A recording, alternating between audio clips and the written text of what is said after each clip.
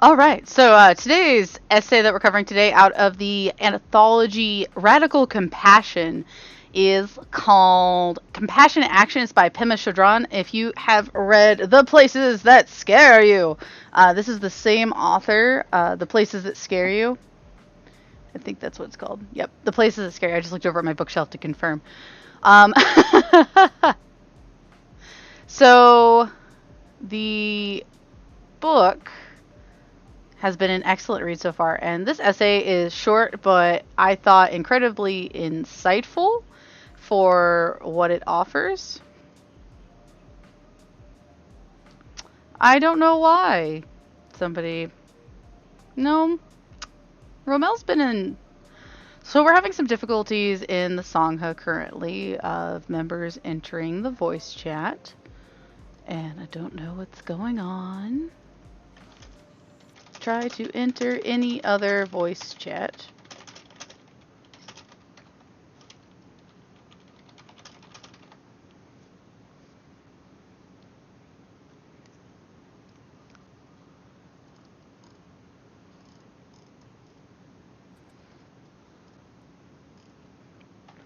Ah, members who usually participate in this chat are unable to make it currently due to them having some guests over, so that explains it. To start off, I'm going to read the quote that starts this essay, and I like it a lot. Um, Sometimes we need a change of attitude to help orient our hearts and minds in a way of life that can really be of benefit. In the Tibetan Buddhist tradition, one of the key practices for achieving this is lojong. I don't know how to pronounce that. This practice involves internalizing a standardized set of slogans in order to cultivate compassionate mental habits. Pema here reviews some of the most pivotal slogans for getting started, and she discusses how Lojong can work wonders to foster loving kindness within ourselves and our world. I do not have the incredible depth of knowledge that some members of the Sangha have as far as the traditions and texts involved with. Hello, Romel! Hello, good afternoon. Sorry you had difficulty getting the voice chat. I don't know what's up with that. It's okay.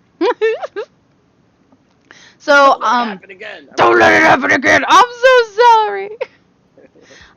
Spiritual Okay. Jelly here, or Kristen, if you want to know her other name, is Spiritual got Jelly, has That's my got a hello. fake bit. name. Hello.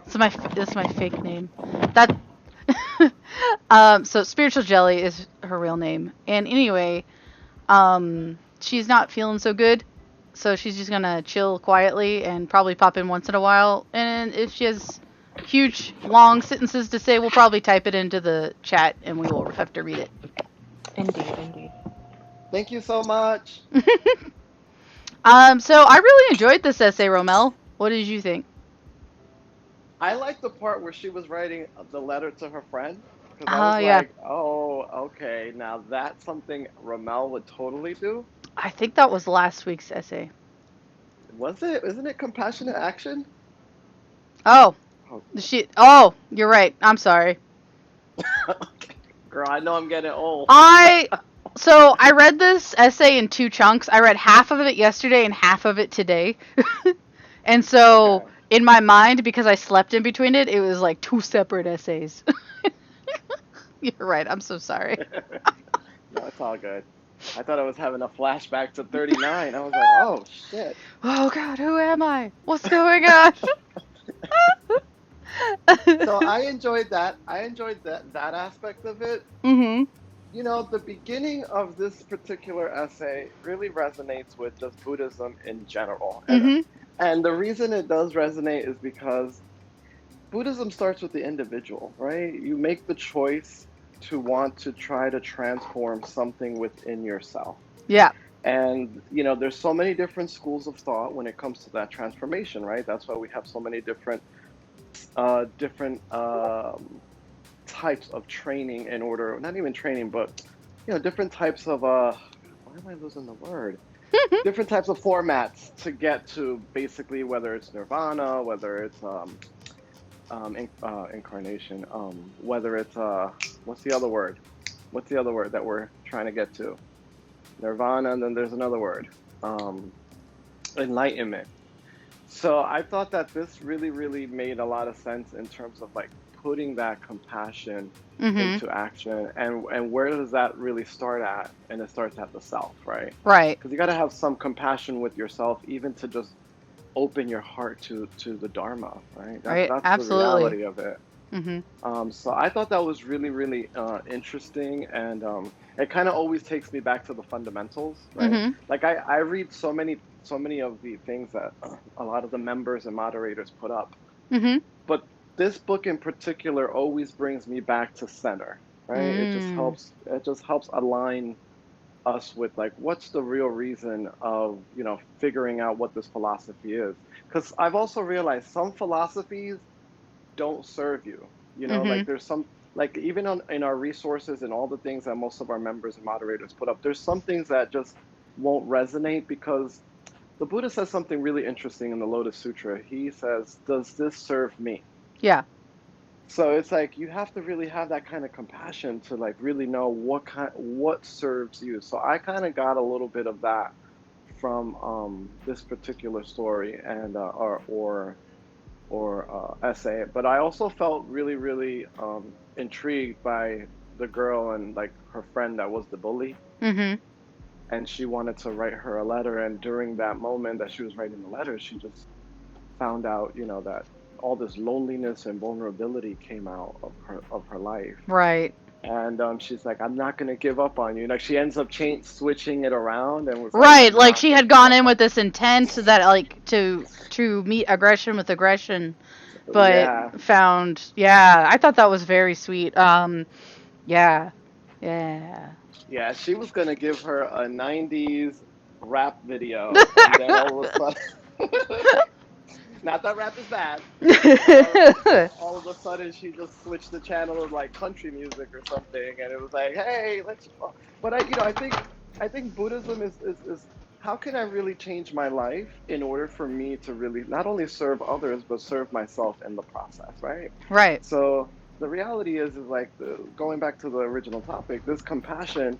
There has to be something in your life that has to move. I've had so Yeah. many moments in my personal struggles.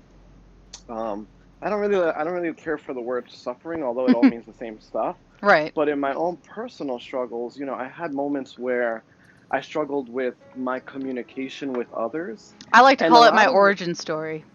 right? And a lot of it came from the fact that I was reaching. You ever felt that moment when you're reaching out to others from a place of loneliness, from a place of Yeah. you just being alone, and you just really just want to just poke this person and be like, "Hey, I'm here." And sometimes you can kind of push them, Mhm. and we're thinking we're being compassionate by doing that, but in all actuality, what we're really doing is we're creating a bubble, Right. and in that bubble, sometimes we're putting a lot of, I want to say like a lot of bad ingredients in it, a little bit more salt and a little bit more spice and hot sauce than sugar and good stuff. So I feel like I kind of had the moment like this young lady in this essay where Mhm. um, I've had many a moment, especially in my practice. Like I've had moments with members that I was like really struggling to unite with their heart, Yeah. and the moment I just came back and we chant in my practice. So the moment I sat in front of my altar and chanted, I just realized that all the me while I was trying to get to know this person's heart, I wasn't really getting to know them. Because my main goal was I got to get to your heart. I got to get to your heart. And I was like, dude, you're like being way too intimidating. Like, relax. Rather You than know, receiving them as they are and what they're Ex- ready to. Yeah. exactly. And so that's the rainbow of Buddhism, and I think that's the most amazing part of compassion. But she also says something on page uh, what was it? Oh, on page 247. It says, sometimes when you're feeling miserable, you challenge people to see if they will still like you when you show them Oh, yeah. how ugly you can get because Yes. of, Yes. yes. And then she goes on by saying, because of how I myself was feeling, I knew that what she needed was not for me for somebody to dump back on her. And that was Mhm. like, wow. Like how many Mm. times, not even in our practice, have we dumped on people, even when it comes to this philosophy, without them even knowing who the Buddha is? Right? We have so many people seeking this Dharma, Right. without us really realizing like what do they actually know about this Dharma? What do they know about this story of, this amazing prince that just left his kingdom and was like, I'm out, and I'm ready Yeah. to find some truth out. And it's really interesting because sometimes we can dump way too much on someone, and Mhm. they can kind of get overly saturated. And then, and I'll give you Absolutely. Yeah. yeah, I'll give you a for example. When I first started my practice, which was 11 years ago, Mhm. I was like, almost like in the beginning, almost like when you walk into like some type of church, it's like everybody's like, "Oh, how are you? Verse 3, chapter 7," and you're like, "Oh my God, okay, like this That's is, how I feel literally all the time. and Oh. and I just want you to meet Sister Gloria, and you're like, who the fuck is Sister Gloria? Like you're Why would like, I want to meet her? Who for is real. she? What is she doing for me? She gonna sell my So kidney on the black market? so I ended up like right in the beginning of my practice, I ended up like being saturated with so much information and so much philosophy that I had the practice of what we call there's two types of practices. I had the practice of a fire bolt, and then there's the practice of still water. And Yeah. everybody's like, "Oh man, his practice is like a fire bolt and blah blah blah." And let me tell you, after like maybe a year or two, I burned out. I was like, "Oh wow, this is a lot for me. I'm Yeah. burning out. I'm extending myself to so many people because they were like, wow, this guy is seeking. Let's make him a region leader." And so I was going to like all these different meetings Let's and do homes, this, and and how about this? and so I ended up burning out. And then I came to me one day when I seeked from a senior leader. I was like, I never knew Buddhism was gonna challenge my life like this. And he told me the most amazing thing that I always say in this Sangha: just do your best. Yeah. Don't worry about what everything else is going on. Just do whatever you can and do your best. Yeah. And he was like, have Um, compassion for yourself. And I was like, oh shit, I thought I was having compassion for myself. it's really interesting that you share that because um, I find with my practice, which has been on and off for a long time, um, I often find myself frustrated with myself because I struggle to articulate my experiences. Mhm. And a lot of that is just brain stuff.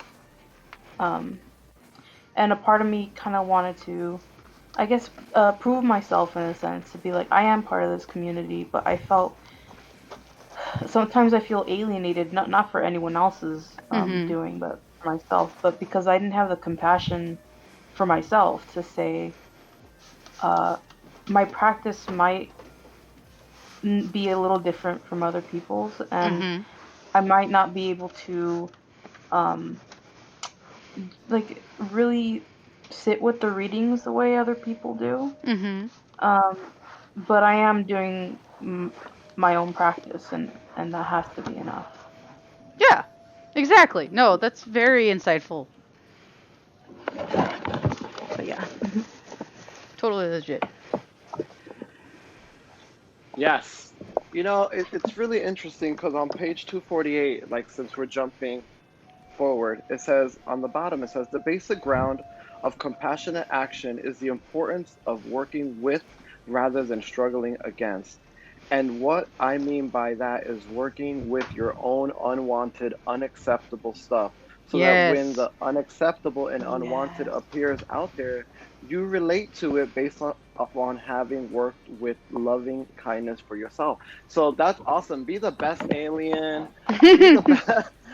Like, I mean, I feel like a lot of it has a lot to do with our own vulnerability when it comes to Dharma, because there's so many different there's not only one Buddha, right? Mhm. We centralize Yeah. our ideologies and philosophies on this one figure, right? But that figure only wanted to bring out his message so that you too are a Buddha in your own nature. So if you're like that awkward Buddha that don't want to be in the crowd with everybody, you be the best awkward Buddha because guess what? Your part in the bigger story makes a lot of sense. And if it just makes sense just to you right now, that's okay. Right. That's This journey okay. is going to be as unique to you as you are as a person, you know. It's not one size fits all kind of thing. Exactly. I mean, unless you're wearing one of my girdles, it's like shit. Honey, oh, I just love brownies. What can I say? Um, but yeah, That's so very insightful. Thank you. you are so welcome. No, thank you for sharing. Yes. Romel, you're so learned. Very, right? He knows all the Oh, big Buddhist words that I don't know.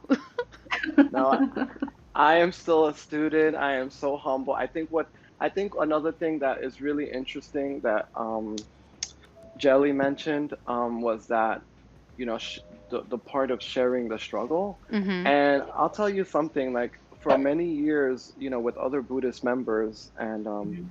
the collective of Buddhists, I felt really, really isolated myself Mm. to know how to really speak to another Buddhist. Mhm. And Yeah. especially like leaders and people that have more dogma, not dogma, that have more connection with the sutras Right. and are very, very strict and disciplined in their practice.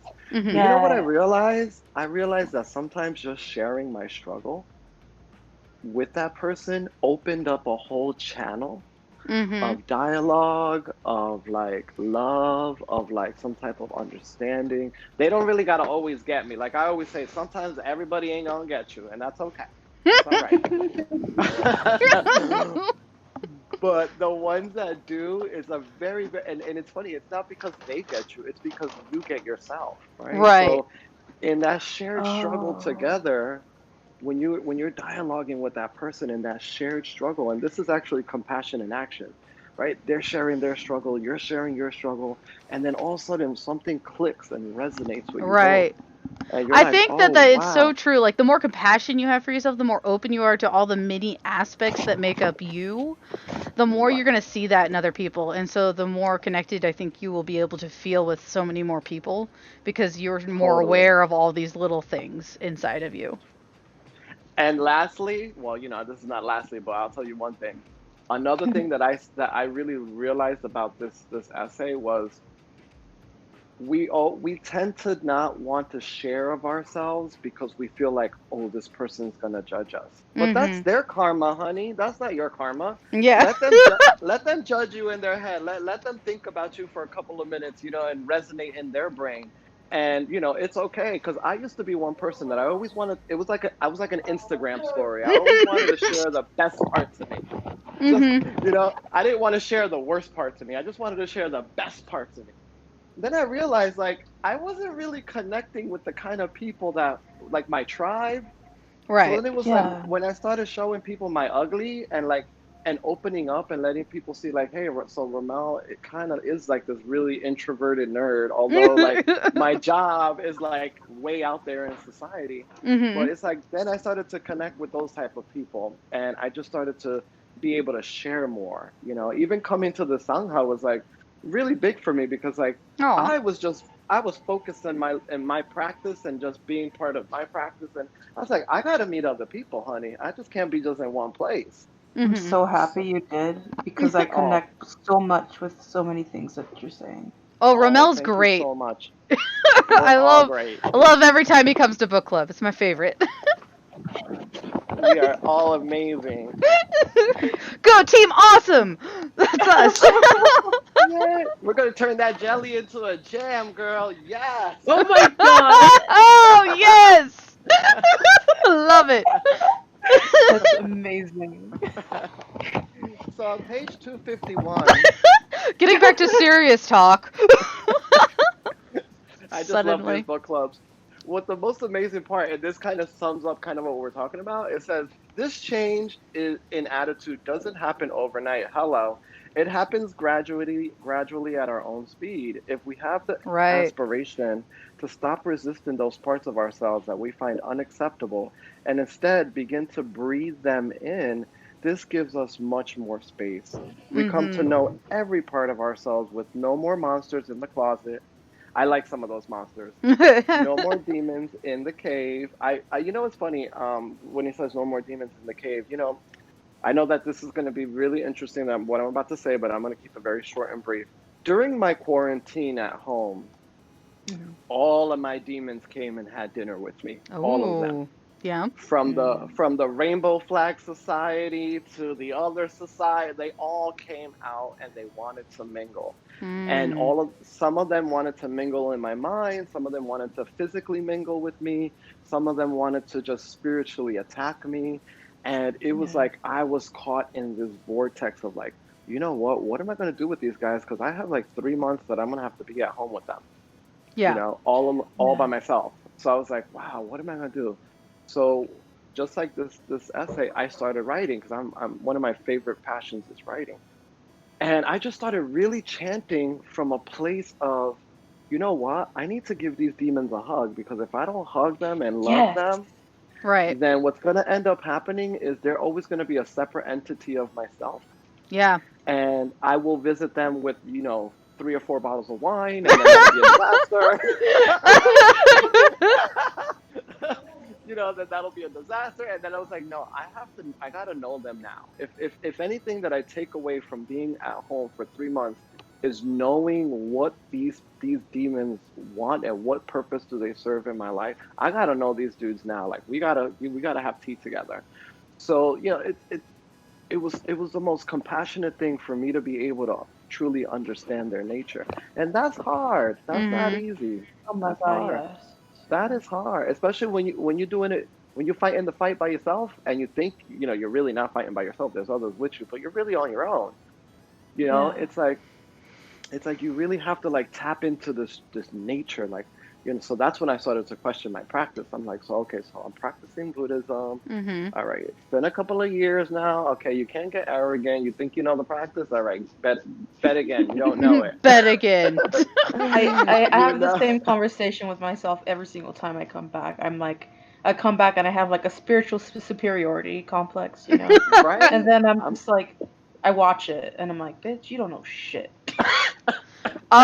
Yeah, she talks about that in this essay actually of this thought of, oh, what is it? It's you. I'm the helper, and you are the one who needs help.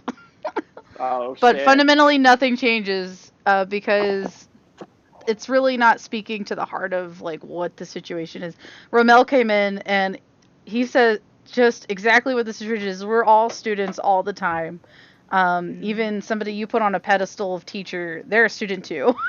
Like, Oh Yes, yes. yeah. Oh yeah. um, And the Buddha is was only a student of the cosmos. right. He didn't discover who he was until he sat still, he engaged with people. You know, he went through so many different trials of trying to Mhm. figure out what was the best way, that the only best teacher that he discovered was the cosmos, right? When Mhm. he opened his mind, when he took all the teachings from all the different Brahmins and shamanas that were trying to really like engage in him and tell him, oh, this is the way to do it. This is the way to do it.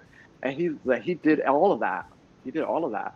And then he was like, all right, this is not gonna work. I gotta listen to my own mind. I gotta figure out what's deeply rooted inside of me.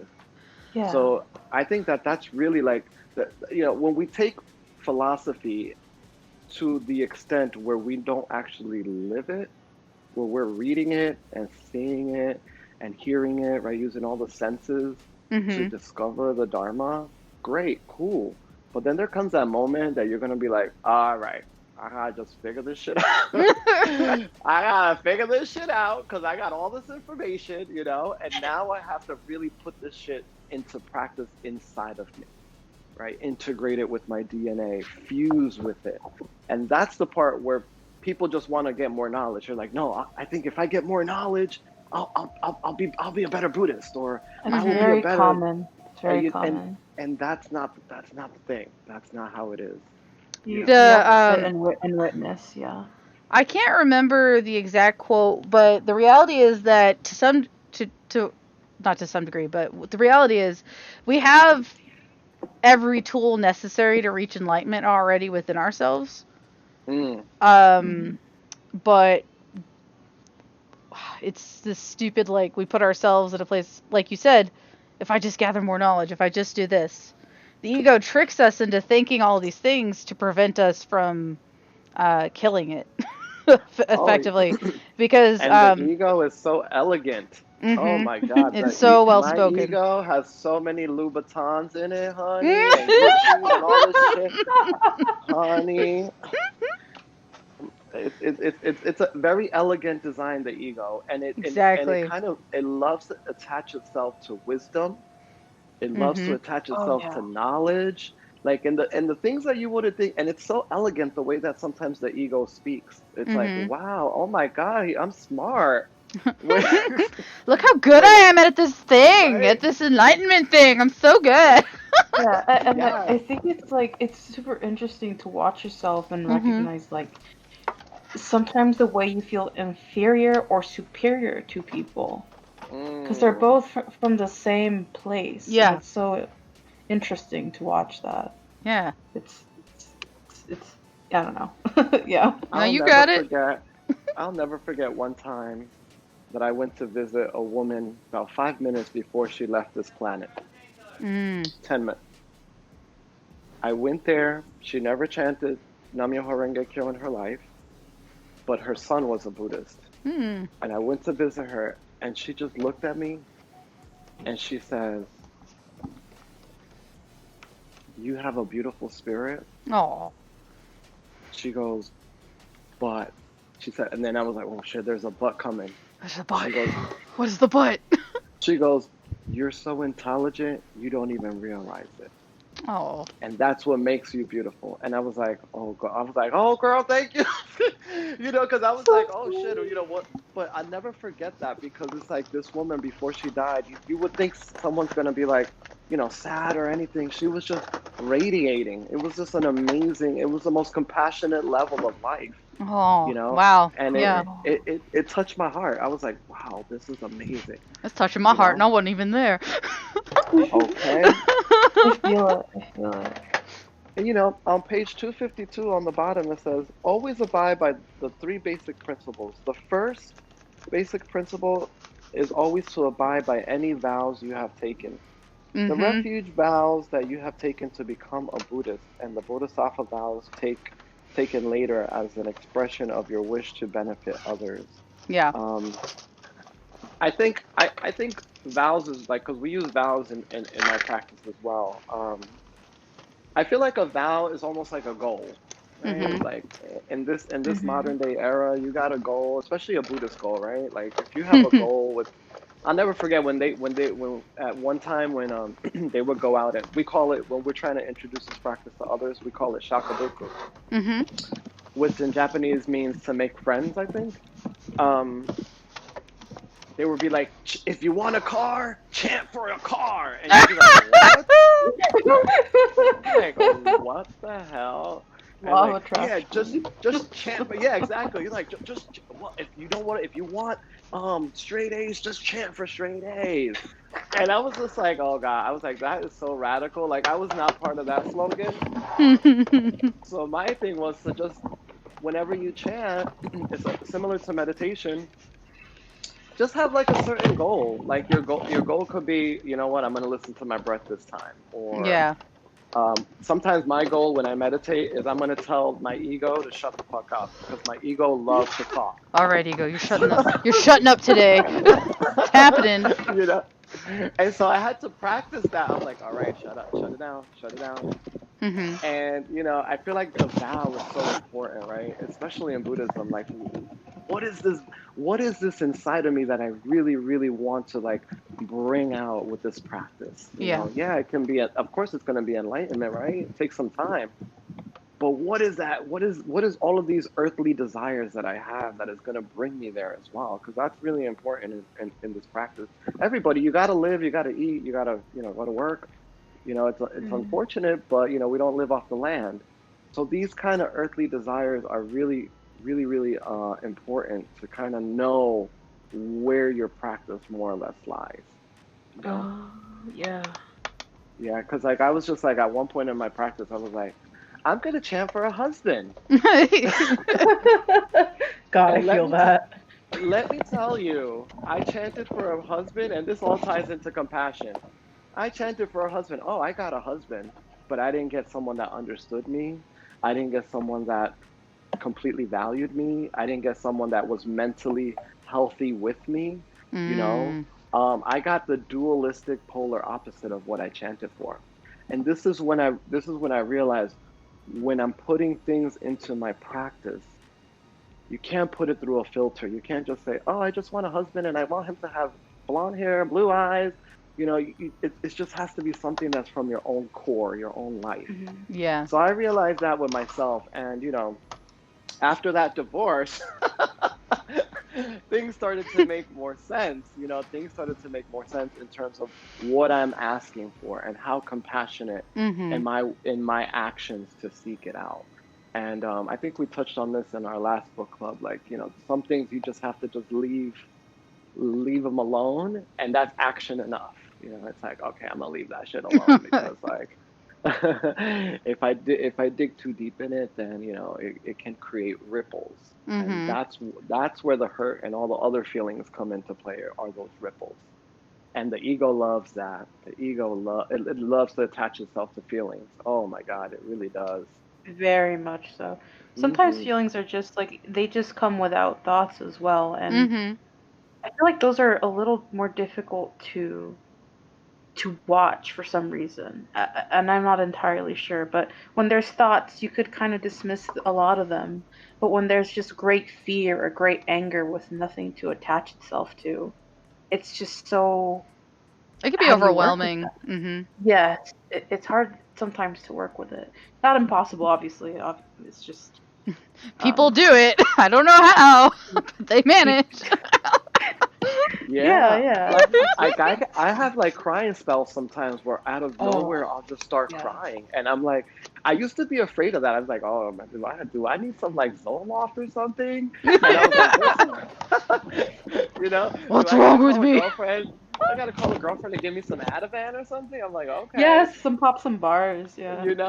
But what I realized is I started to think about my childhood, and I realized like when I was a kid, when I was a child in my adolescent age, I cried a lot out of Mm. nowhere. I was just My mother would see me, I'd be in the backyard or doing, and I'd be just crying, and then she'd be like, "Are you okay?" I'm like, "Oh, I'm great." And so I realized like that crying is actually like a way of my body actually, letting something out, releasing something. Mm. Um, Yeah. but for a certain point in my life, it was like, well, where is this coming from? Why is this like this? Um, Yeah. I used to be afraid of meditating because I would cry every time I meditated. Aw. mm, Yeah, but then I kind of like it started becoming something that I understood and accepted, and I still cry like almost every time, but Aw. yeah. It's important to accept these emotions, and even if you don't really understand where they come from, it's okay. Yeah. very true, very true. And meditation is really difficult. A lot of people make it seem very easy, but Mhm. it is a practice that definitely has to be practiced, because it's a moment in time, space, reality when you're like locked into one thing. Mhm. And that one thing can either be you, your heart. The biggest trip that the mind takes, and it's always the most uncontrollable, is the journey from the mind down to the heart. Hmm. Because the mind always wants to stay up there. It's like, yeah, girl, there's something wrong with you. Oh yeah, your feet stink or something. You know what I mean? Yeah, your feet stink. When you're just sitting for meditating and your brain's just telling you your feet stink. Your fucking feet. I kid you not, this has happened to me. Like just sitting there like I can smell my own feet. Right? You lift up a toe and stuff. You're like, oh shit. That's Wild. what my feet smell like. Absolutely Holy God, why?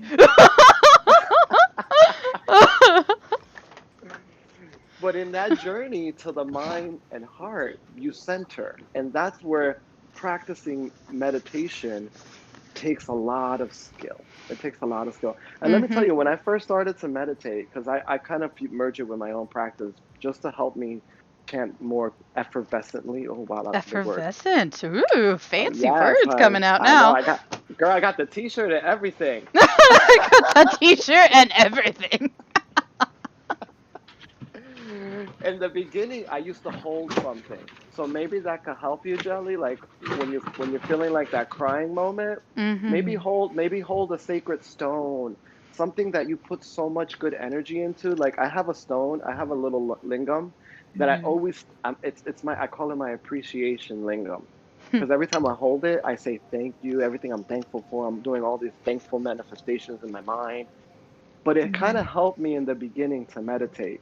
So whenever I would hold the stone, it was like anytime I would derail from my focal point of Mhm. just Mhm. being still and empty, I would just grip onto the stone.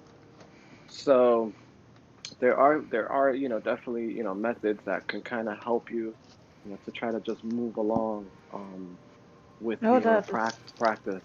that's Yeah. definitely that's helpful. I do have a rock that I don't really use it for.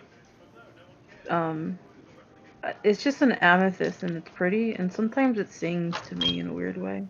Mhm. That sounds Oh. very weird, like, Nah. but it sings at me, and I'm like, why are you doing that? I don't Hmm. think this is actually possible. I'm ignoring it. That happens pretty often in my practice. There's things that have happened that I didn't think were possible, and it took a lot for me to like figure it out. Mm. That's an aside. Mhm. um, I'm literally just reading through this right now. I'm a bad student. That's okay. I have no expectations for the book club. That's good because sometimes I you get like a lot of people, and sometimes you're like, hmm.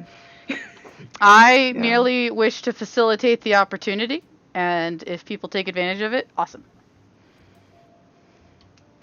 Yeah, there is this Yay! passage about uh Yay. um about cultivating patience, which is something that I find a lot of struggle in my personal practice to do. Yeah.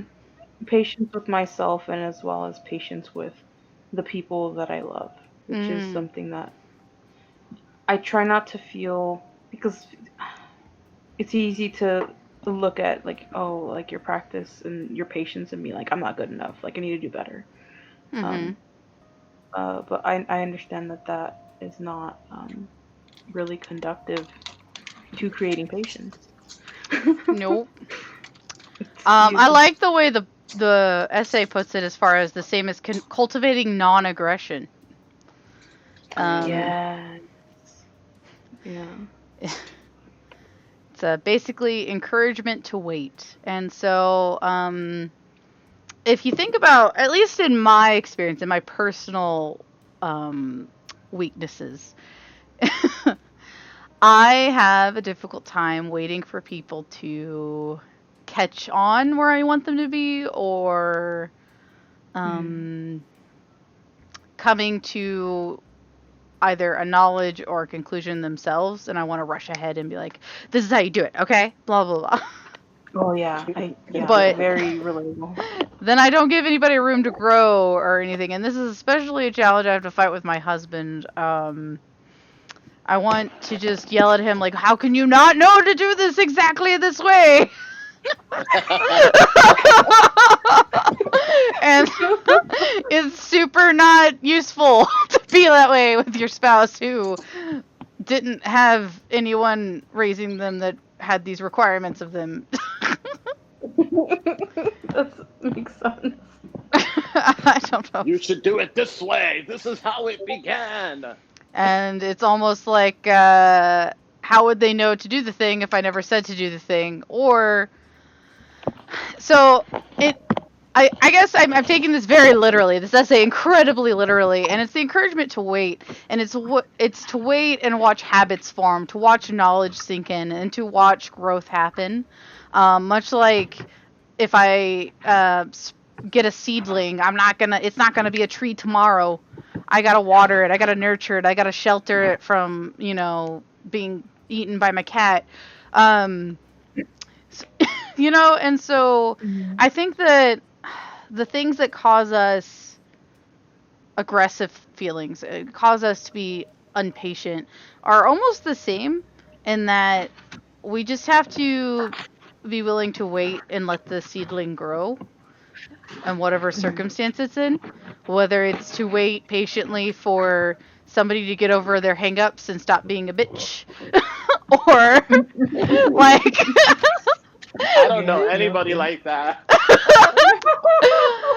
or waiting for your husband to get consistently put the laundry where it goes and not on the floor, um things like that. Call out. Mhm. And the word cultivating patience is just like that. It's cultivating it. Mhm. So if you kind of figuratively know like those triggers, right? Because we all have triggers, right?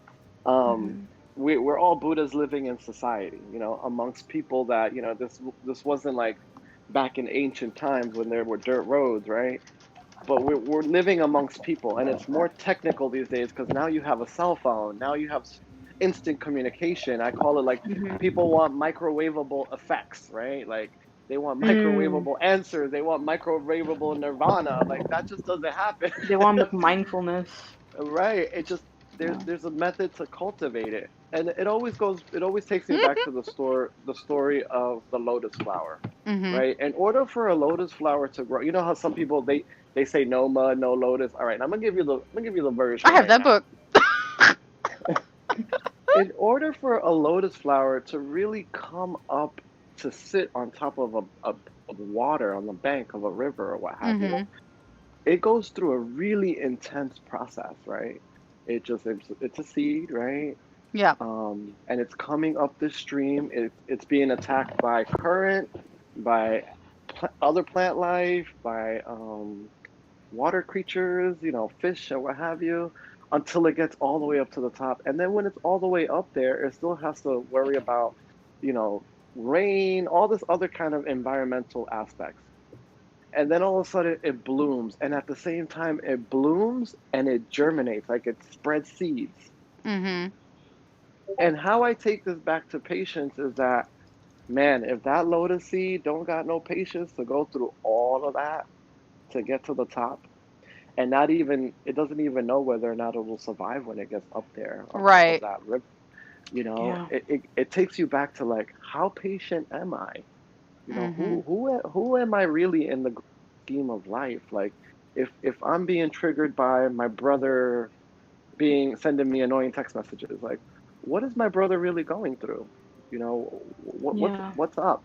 I feel like patience stems from a place of not knowing what that other people, place, or thing really is.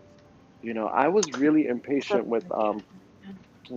somebody recently, um, and it wasn't until the person told me what they were going through, just randomly. I didn't even ask them like, what's going like, hey, what's going on with your life? I was just like, oh, okay. And then they told me, that they were going through some interesting struggles, and I was like, Yeah. it all made sense to me. I was like, Mhm. Ramel, put yourself in this person's shoes and compassionately send them the right vibration, because it sounds like what they're really trying to convey to you is way beyond what your mind is thinking. Because my mind put this stuff in the carousel wheel. It was like, ooh. I was like, oh my god, what's going on here? So, are there any right or wrong answers to patience? Hell no. Yeah. That's why they call it cultivating, right? You got to cultivate it in Yeah. your way and your method, to your DNA, to who you are on this beautiful planet, and Mhm. how well can you serve others. It goes back to that. Like, patience is about, how can I really serve this person? Now, if That's we can take it to the extremes, and if a person's like bullying you Mhm. now, and you just want to backslap them, like, I mean, go right ahead and backslap them. I'm kidding. But I feel like coming from a place where I was bullied a lot, um, yeah. I just learned that a lot of these people that bullied me were actually closeted gays, but that's a whole nother subject. Um, Mm. so they wanted to It's out some. me. Yeah. So in order to so in order for them to stay inside of their own little bubble, they had to like out the one that's like quiet and reserved Mhm. and a little Yeah. flower, because I was such a little flower. And so I learned to have patience with it, and it wasn't until I got older I was like, okay, you did all of that for nothing. Yeah. But you helped me grow up. So I was like, thank you for that. Yeah. I think it's one of the most powerful things to. It doesn't mean to to let yourself to be stepped all over, but Right. when people hurt you, um, often very badly, very grievously, is to thank thank not I guess not thank them specifically, but in a way you're thanking them for the ability to grow from that. And that's So, you. It's not them, but a lot of times when I'm discussing stuff like this, as a preamble to what I'm going to say, I liken it to the theology I learned while being a zealous Southern Baptist back in the day. Well, Southern Baptist Christian back in the ye old times. Um, hmm and so I'm immediately reminded of how one of the things we used to say is don't pray for patience because God will give you more opportunities to practice being patient. Ain't that the truth? God, that um, is so true, man. and I can't help but see so much of that in the path and with karma is like if you Oh really yeah. feel like I'm not a patient person, I gotta work on that. You know what's gonna happen? Yeah. Oh dear. so many so much crap and people are gonna be put in your way where you're gonna be like, here you go, be patient. It's so funny because I this is a part that I really um for me it's page 118. I don't know Mhm. what it says we may take for granted the multitude of minor daily irritations that we don't even think of them as something to work with. And to some degree they are the hardest obstacles to work with because they don't reveal themselves. And I that's super true. Yeah. Like all Oh these little yeah. frustrations, the feeling of righteous indignation because Yes. you're holding yourself too seriously in a way. Mhm. I guess, yeah. It really gets in the way of well, not even gets in the way. Like if you recognize it for what Ah, it is, my bad. it's a fantastic. What's happening? Sorry, nothing. Keep talking. Sorry. I was heating up water to make tea and then I dropped something and it's just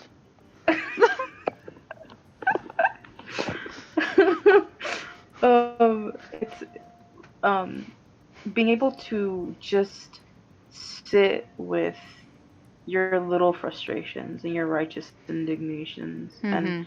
accepting it's like Romo said, like you sit with your demons, even the small ones, um even the babies that you don't really realize are there sometimes, and it has a lot to teach you. Oh yeah. There's lessons in all of that. There are. Let me tell you. So my dog and my cat, they're both girls. They Mhm. both wake me up at 9 a.m. Okay. Now it's 7 a.m. And for the longest time, I will wake up like a freaking grouch. I'd be like, one is like, meow, meow, meow, the other one's meow, meow, meow. So I'm like, oh my God, right, let me give these people food. Like their little bellies are empty. Yeah. And it wasn't until one day I realized I'm like, these girls, they're either praying or like maybe they're doing their morning prayers too. But who knows what they're doing, and they're helping me wake up in the morning, and they're also teaching me I'm alive. And it wasn't until I had that moment of realization that it was like whenever I wake up, I'll wave at them. Now they don't even. they don't even make a sound in the morning. I just wake Mhm. up and Wow. I just wave at them and I'm like, hey girls, and they're like, hey bitch, give me some food, and I'm like, all right, no problem. Um, the second thing is I work in the beauty industry, Yeah. and Mhm. in my line of profession, I'm constantly tackled with the art of patience and also the art of knowing when to shut the fuck up. Which is the hardest art of all. Okay, exactly, because You can these fake girls being need, patient if you know that yes, art. exactly, because these girls will come in with like Instagram pictures and they want the picture and you're like, okay, why? And luckily they Why? come to the Buddha. I'm like, what, how do you see yourself in this picture? Who You is this? How does don't this look girl anything like relate to this you? person. I have some terrible And news for right, you. and it's Yeah. right. It's like, girl, you are not Beyonce. Like, relax, take it down. But it's like, I had to really develop my patience with them, and I had to develop my practice through that. Through Mm. that cultivating, I had to like really control my practice to the point, or not control, discipline my practice to the point where I was like, okay, this person sees herself this way, so let's try to help her achieve this together, Mhm. Mhm. and not give her everything she wants, or he everything he wants, but give her something that she's gonna feel will kind of resonate with her image, I guess. Yeah. So Yeah. patience is like really, patience is something that, man, I'm 39 years old, and let me tell you, when I was in my 20s, ooh, I was so impatient. I wanted to grow up. I wanted to grow up. I wanted to be the smartest guy. I wanted to make all money. I was very impatient. And I was Yeah. telling this to another member the other day. I was like, when you hit the pavement a couple of times, cement doesn't taste too good. And there you have it. True. Enlightenment. Bam! You're enlightened. Congratulations. That'll be $30. Right? Don't Elon Musk, please don't listen. So this is where that all takes place, like patience and compassion and all these really key fundamental words to this essay really always goes back to what Buddhism is all about. It goes back to the one, to you.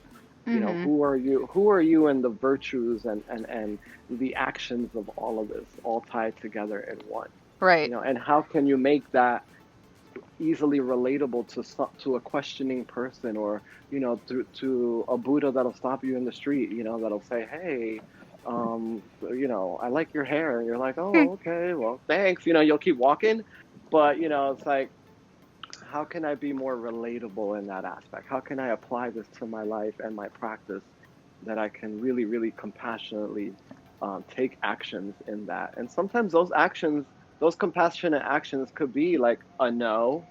I mean, I struggled with telling people no at one point in my life, but now it's like, Yeah. sometimes you got to use that kind of wisdom, in Dharma, to really know what more or less you align with, and it's okay, and the ego will make you feel like it's not okay. Oh no, you got to call her back. Oh no, you don't have to call her back. Yeah. That's Like, that's fantastic. Yeah. you know so I hope It- that kind of helps you out, I and that I concludes. I'm sorry. That includes my no, TED no. Talk.